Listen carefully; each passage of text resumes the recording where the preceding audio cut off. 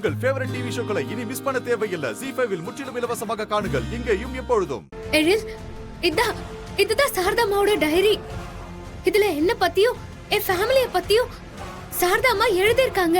இத படிச்சீங்கன்னா கண்டிப்பா என்னோட ஃபேமிலிய பத்தின க்ளூ உங்களுக்கு கிடைச்சிரும். இத படிங்க எழில். சாரதா, இது சாரதாமாவோட பர்சனல் டைரி மாதிரி இருக்கு. இதுல அவங்க பெருசா என்ன எழுதி இருக்க போறாங்க? ஆசிரமத்தோட கணக்கு வழக்கு அப்படி ஏதாவது எழுதியிருப்பாங்க. வேணும்னா அப்புறம் பொறுமையா படிச்சுக்கலாம். ஐயோ ஏங்க, நீங்க இந்த டைரிய படிக்கலன்னா என்னோட ஃபேமிலிய பத்தி உங்களுக்கு கடைசி வரைக்கும் தெரியாமலே போயிடும். ப்ளீஸ்ங்க அந்த டைரிய படிங்க.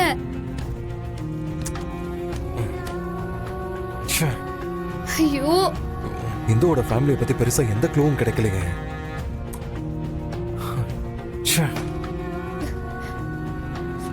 இந்த டைரிய படிங்க. இதுலதான் எழுதிருக்காங்க. இத படிங்க.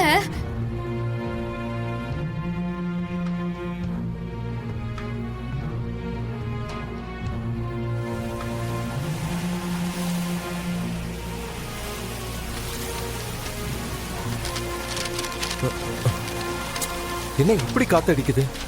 என்னாச்சு?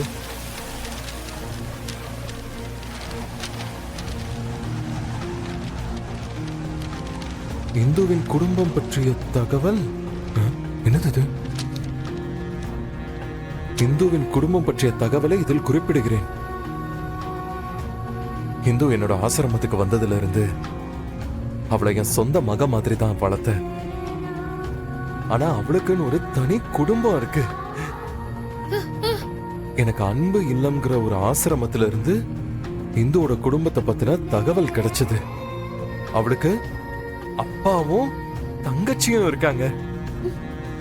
அவங்களோட விலாசத்தையும் இந்து தங்கச்சியோட போட்டோவையும் நான் இந்த டைரியின் கடைசி பக்கத்தில் வைத்துள்ளேன். ஒருவேளை யாராவது இந்துவோட குடும்பத்தை பத்தி தெரிஞ்சுக்க இங்க வந்தாங்கன்னா என்னோட இந்த டைரி அவங்களுக்கு பயனுள்ளதா இருக்கும். கடைசி பக்கம்.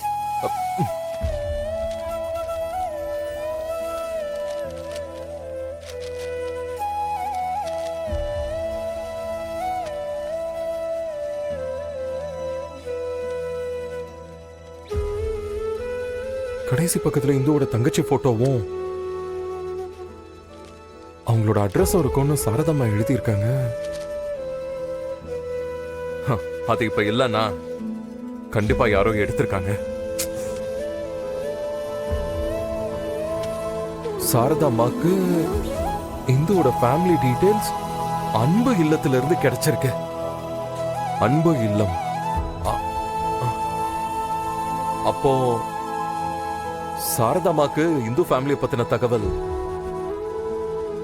அன்பு இல்லம்ங்கிற ஆசிரமத்துல இருந்து தான் கொடுத்திருக்காங்க. அன்பு இல்லம். அப்ப நாம அன்பு இல்லத்துல போய் விசாரிச்சா இந்து ஃபேமிலி பத்தின இன்ஃபர்மேஷன் கிடைக்க வாய்ப்பு இருக்கு. சரி.